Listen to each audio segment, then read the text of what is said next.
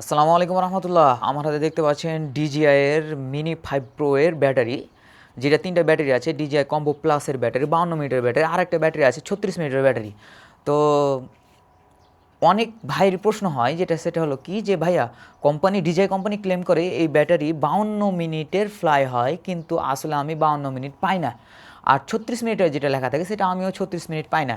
সেটা আমিও পাই না ভাইয়া, কী কারণে পাই না সেটা আমি আপনাদেরকে সবাইকে বলছি, ভালোভাবে শুনেন। সেটা হলো কি যে DJI যখন তাদের এই সমীক্ষা চালায়, যখন ব্যাটারি ক্লেম কয় মিনিট ব্যাটারি ক্লেম হবে এটা চালায়, যখন এটা চালায় সেটা হলো ওরা উইন সিস্টেমে না করে, ওটা ওরা ঘরের আবদ্ধ ঘরে এটা ওরা মানে ওই উইন সিস্টেমটা না রেখেই ওই উড্ডয়ন করে বা চালায়, তারপরে 52 মিনিট হয়।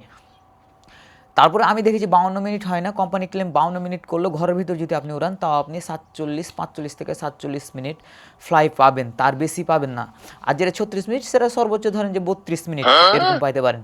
কিন্তু আপনি যখন একটু বাইরে বের হবেন, সমুদ্রের পাশে, পাহাড়ে বা ভালো কোনো দর্শনীয় স্থানে, সেখানে দেখবেন যে উইন্ড আছে, বাতাস আছে, অনেক কিছু আছে, বাতাসের ঝাঁকি আছে। যখন আপনি বাতাসের ঝাঁকিতে উড়াবেন তখন আপনি এখানে জীবনে 52 মিনিট ফ্লাই পাবেন না। আপনি ফ্লাই পাবেন মাত্র 30 থেকে 35 মিনিট নতুন ড্রোন থাকা অবস্থাতে। আর আপনি যদি যখন কিছুদিন চালার পরে দেখবেন যে আপনি এটা 25 থেকে 30 মিনিটে চলে আসবে, যেটা 52 মিনিটের ব্যাটারি। আর যেটা হলো আপনার 36 মিনিটের ব্যাটারি, সেটা 22 থেকে 25 মিনিটে চলে আসবে, এরকম একটা অবস্থা। 18 থেকে 25 মিনিট এরকম একটা অবস্থায় থাকবে।